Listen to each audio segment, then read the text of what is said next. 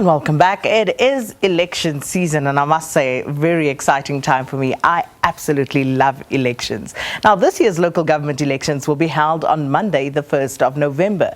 And the polls date was announced by the Minister of Cooperative Governance and Traditional Affairs, Dr. Nkosazana Dlamini-Zuma, yesterday. And with less than 2 months left, how ready are the voters, the Independent Electoral Commission, and of course, political parties to participate in the elections? A recent survey that was done by Ipsos has found that 7 in every 10 eligible voters have indicated that they would vote in the upcoming local government elections. Now, when asked who they would vote for in terms of the top 3 political parties, almost half, 49.3%, said they would draw a cross next to the name of the ANC, while the support for both the DA and the EFF at 17.9% and 14.5% respectively is also into double figures. So to tell us more about the Ipsos poll, we are joined by Ezethu Nsiki, who's Ipsos Public Affairs Director. Ezethu, thanks so much for your time. Good morning and welcome to Morning Live. Good morning. Thank you so much for inviting Ipsos to the program this morning. Excited to be part of the conversation. And of course, it's election season, so we know those polls are going to be conducted from time to time. And of course, you've already started. So let's just start with the methodology for the one that you conducted with the results that I've just shared.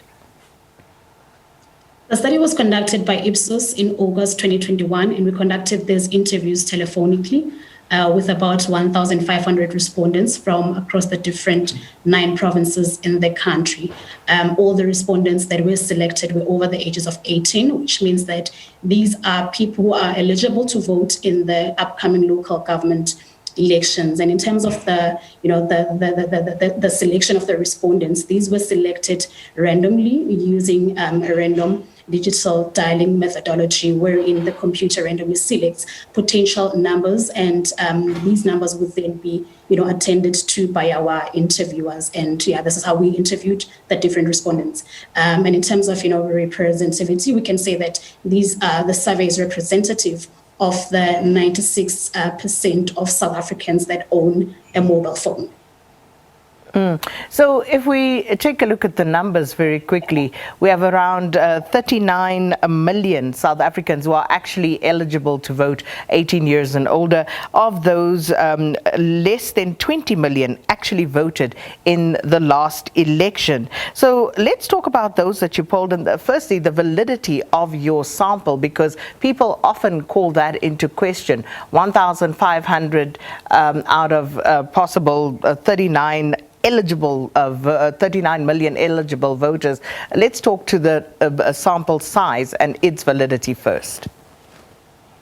The sample size is quite valid in terms of looking at the national context. Obviously, it would be quite difficult to conduct a census wherein all the registered voters have actually been interviewed. But I think in terms of research methodology, a sample size of 1,500 is quite, big enough for us to be able to, to measure the potential, especially against the national population. And with methodologies like, data weighting, whereby you are able to weight back the data to mirror the national context. I think this is what makes the findings of the study and the sample size therein quite, rigorous in terms of us being able to measure and predict what the situation would have been on the ground had we interviewed almost all the respondents, or almost all the citizens rather, that have registered to vote in the national elections.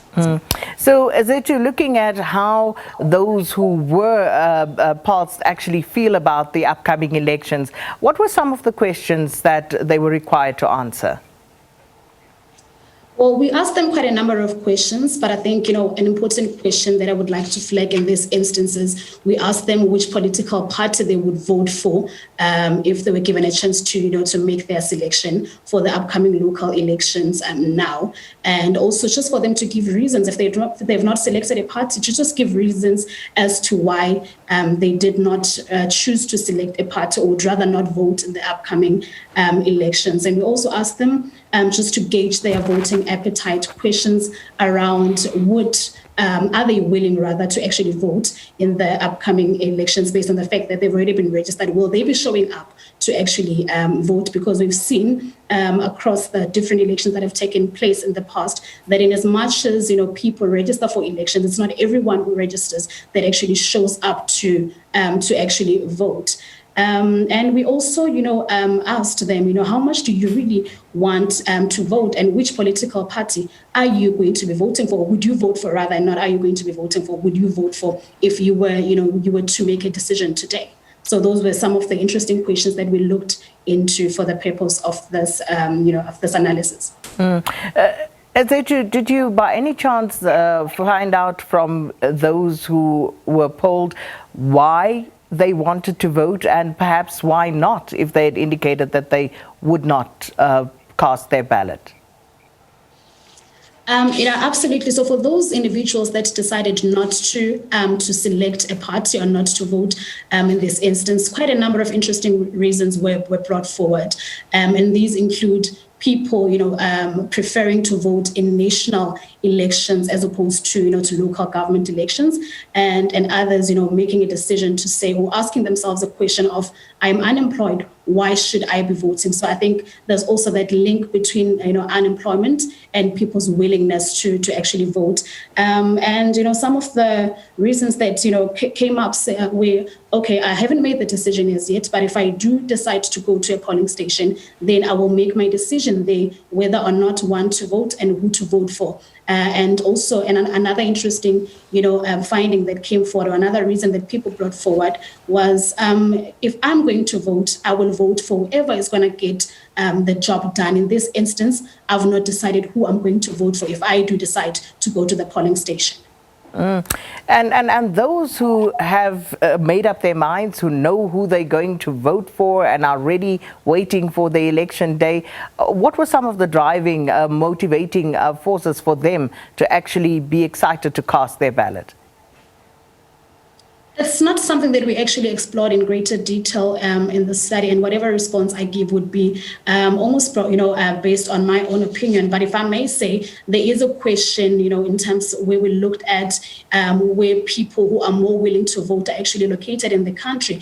And interestingly, if I can draw from that one, interestingly, a majority of people who've got a great voting appetite actually come from the more rural parts of the country, like your Eastern Cape, Limpopo, and the Northwest. And, Free State is actually at the bottom of the list in terms of voter appetite. I think one of the reasons that people may actually, that may actually drive people to wanting to vote is issues around, service delivery. People have already mentioned, issues of unemployment. So people who have, suffered from a socioeconomic perspective are likely to be discouraged from voting. And I think if you look at, provinces like, like Free State, that has been in a state of political turmoil in the past and of recent, it's not really surprising that, quite a large number of people, they are not willing to participate in the local election. So I think it also has to do with one's personal standing, one's personal living conditions, and whether or not they feel that the elections are actually making a difference, in their lives. I think that could be one of the reasons that either motivate or demotivate people from taking part in the elections. And I think the respondents have already mentioned that they would vote for parties that they believe will make a change. And I think also the extent to which people perceive political parties that are elected to be making or implementing that change is likely to either encourage or discourage them to vote. And then, of course, the parties that they would vote for. How did you actually pose that particular question? And speak to us about the results in terms of the parties that people indicated they would vote for and why. The question was posed quite in a quite straightforward manner. We asked them, which political party would you vote for? And if you do not select a party, why not? And the findings are really showing that compared to, to previous studies where we conducted the survey and asked the same question, if you go back to 2019, and also 2020 and today, we are seeing a decline in the support for the ruling party, being the African National Congress. And in terms of people's preference or confidence in political parties, I think the support for the DA and the EFF has remained quite constant and steady in the past few years. And in as much as the ANC, the support for the ANC has declined, it still doesn't look like the other two opposition parties, being the EFF and the DA, are threatening the position of the ANC to a large extent. And of course, I must admit from the findings that the support and people's willingness to vote for the ANC have declined. If you look at the 2019 national elections, for instance, the support for the ANC was sitting at just about 55.5%. And according to this poll, people who have indicated that they are willing to vote for the ANC are only about 49.3%. It still seems as if the ANC is still taking the lead. And I must also make note that this is not a prediction of the outcome of the election, because more people are still going to actually vote than what we have actually surveyed in this instance. But in terms of support, it seems as if the support for the ANC has declined, but the ANC is still taking the lead in terms of voter confidence and public support.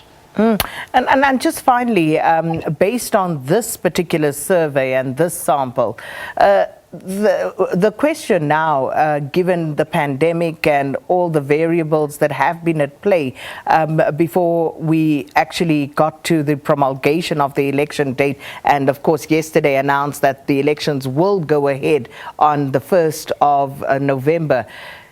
In terms of just all of these variables and where people are at, are you able to get a sense of whether we could expect a high voter turnout on the day, or is that not something which your survey could give us an indication of?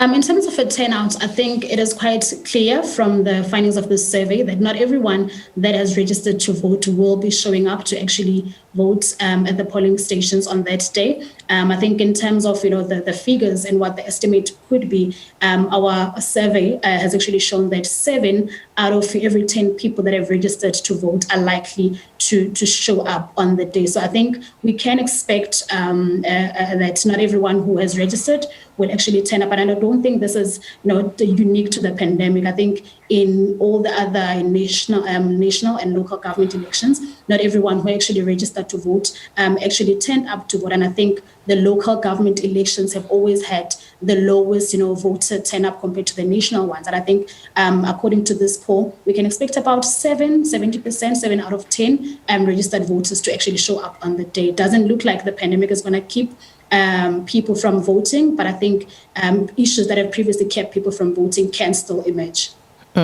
Very interesting, and thank you so much for sharing the results of your survey with us, Ezethu, and looking forward, of course, to quite a few more as we head to the 1st of November.